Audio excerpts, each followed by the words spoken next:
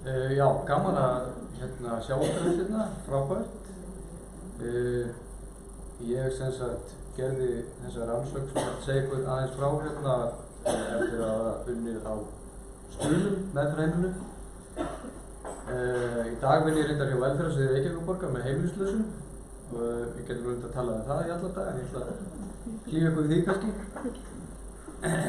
En sem sagt, umfjöllunarefni þessara ritgerðar sem ég gerði skiptist í þrennt í rauninni. Það var fræðileg umfjöllun málefnið, sem sagt vímuefnaneyslu og aðra áhættu hegðun unglinga með þroskahömlun, og svo greindum við gögn frá Stuðlum frá árunum 2009 til 2012 og einnig tók ég viðtöl við fagaðila sem að þekkja til málsins og hafa starfað lengi við þessi mál. Og sem sagt skoðaði sálfræðiskýrslur frá Stuðlum, skoðaði greind hjá hverjum og einum og reyndar voru ekki heildartala tilgreind hjá alveg öllum, en ýmsar ástæður fyrir því. Og við sem sagt bárum saman greind við áhættu þjónustumat, eða það sem heitir á ensku Youth Level of Service. Og við sem sagt skoðum 3 áhættu þætti. Það var vímuefnamisnotkun, afbrotasögu og persónuleikahegðun. Og fjöldi í meðferð á meðferðardeild Stuðla á þessu tímabili var 132. Nú það til ýmsar skilgreiningar á þroskahömlun, en hérna til dæmis ein úr greiningakerfinu ICD-10. Þroskahömlun röskun sem skilgreind á þann veg að andlegum þroska ábótavant eða hann hefur staðnað. Þetta getur komið fram í vitsmunalegri virkni, varðandi tungumál, hreyfigetu ásamt því að geta komið fram í félagslegri virkni. Vegna þess að verður aðlögun að umhverfinu alltaf fyrir áhrifum. Greining þroskahömlunar verður að byggja á öllum tilteknum þar með töldum klínískum einkennum, aðlögunarhæfni í samfélaginu og prófræðilegum niðurstöðum. Amen. Bara aðeins svona glögg okkur á alvarleika þroskahömlunar. Hérna bara svona greindin, það sem alltaf 70 eða undir í greind og skiptist í væga, í meðallagi, alvarlega og djúpstæða. Og skoðum hérna kynjaskiptinguna í þessari rannsókn. Þeir sem voru á Stuðlum á þessu tímabili, það töluvert fleiri drengir, 62% á móti 38% stúlkum. Og hérna eru nokkrar tölur svona úr greindaprófunum, til dæmis lægsta gildið 47, hæsta 113, meðaltalið 82,5 eða ekki, finnst mér, eða miðgildið, nei, 82,5. Ýmsar áhugaverðar tölur þarna. Og ef við skoðum hérna hvernig greindin skiptist, þá 83% með yfir 70 í greind, 70 yfir og 17 með undir 70. Þetta sem sagt fyrsti áhættu þátturinn, það afbrotasaga og sem sagt rauðu súlurnar eru 70 yfir í greind og bláu undir 70. Og þarna reynda að skora flestir bara frekar lágt á afbrotasögunni. Einhverjir fara þarna aðeins upp og langt flestir og 80% þeirra sem eru 70 yfir skora bara í núlli þarna. Það eru 60 hjá þeim sem eru undir 70. Og persónuleiki hegðun, það átt við hegðunarvanda af ADHD og þannig. Þetta svona svipað milli hversu greindin há. Engin marktæk munur þar. En svo það sem sagt vímuefnamisnotkun. Það kannski það áhugaverðasta í þessu öllu saman. og það eru sem sagt þeir sem eru undir 70 í greind eru mjög líklegri til að eiga við vímuefnavanda þarna í þessum rannsókn. 80% skora á hærri stígunum. Og aðeins að segja ykkur frá niðurstöðum þessara viðtala sem ég tók líka. Það var 4 viðmælendur úr ýmsum áttum og ákvað að greina það í 6 þemur. Meðferð fyrir unglinga með þroskahömlun, meðferðarnálgun, úrræði sem gagnast fyrir hóp, upphaf, áhættu, hegðun, vímuefnavandi og annar vandi og framtíðarhorfur.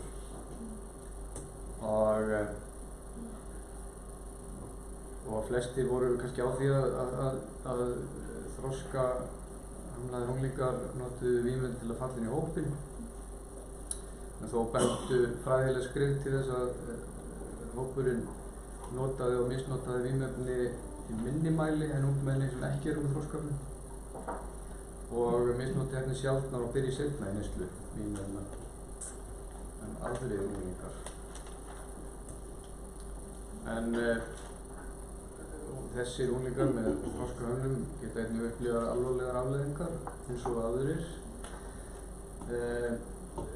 Það getur verið félagsleg einangrun, fordómar, minni félagsleg virkni ásamt því að þeir geta þróað með sér alvarleg veikindi og unglingar með þroskahömlun í Bandaríkjunum virðast síður leita sér aðstoðar við vanda sínum og aðrir unglingar, aðrir unglingar sömu skoðun. Og ef þeir leita aðstoðar þá er ekki víst að hún sé í boði fyrir þennan hóp.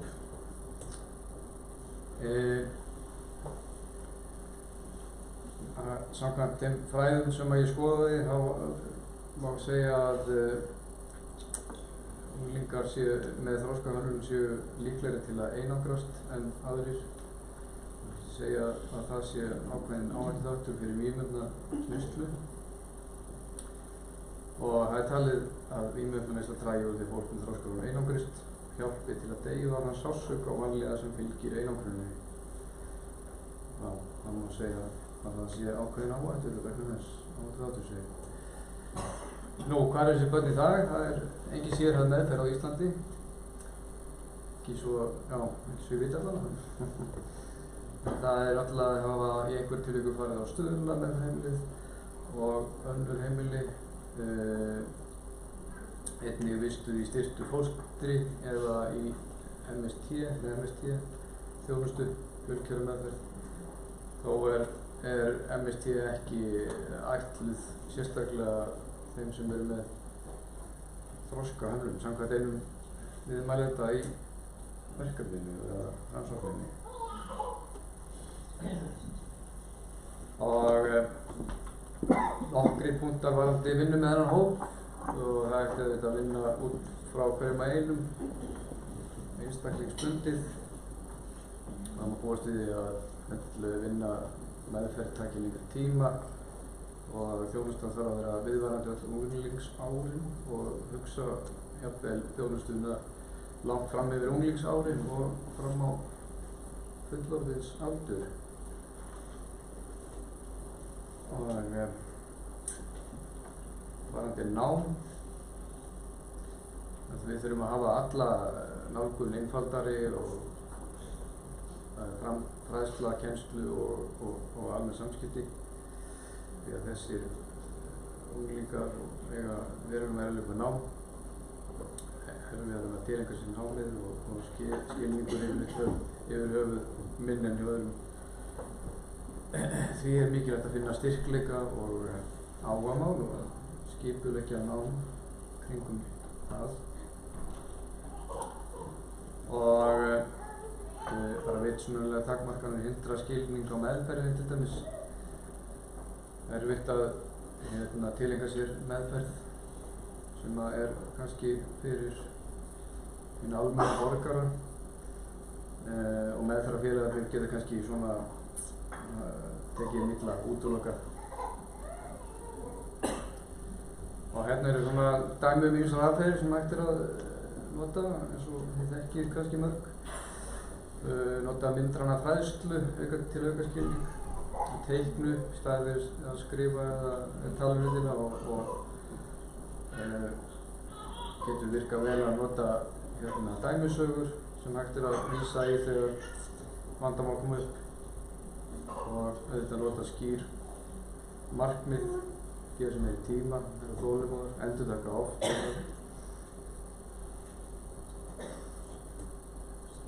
Í lagi. Og hvað hefur virkað? Það hefur til dæmis hugmyndir einföldun á AA-kerfinu og einhver langtíma úrræði þar sem við notast við viðeigandi orðræðu. Þó benda fræðileg skrif til þess að jafnvel talið að 12 spora kerfið og hugræn áfengismeðferð henti ekki eins vel fyrir þennan hóp. Já, hæ. Já. Það nefndu 2 viðmælendur ART-þjálfun, ART, góðan kost fyrir þessum mega erfið skilning, þannig að það félagsfærni, reiðistjórnun og siðfræðileg rökræða og einmitt nota mikið við dæmisögur og myndræna framsetning og allt svona til að auðvelda skilningin og annað, bara mjög flott og á að hvetjandi samtal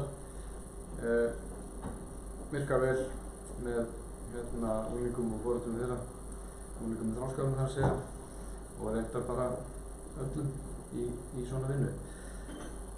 Og rannsóknir hafa sýnt að fólk með þroskahömlun er erfiðara að vinna úr ýmsum vanda, leita sér upplýsinga og sækja meðferð í samanburði við aðra.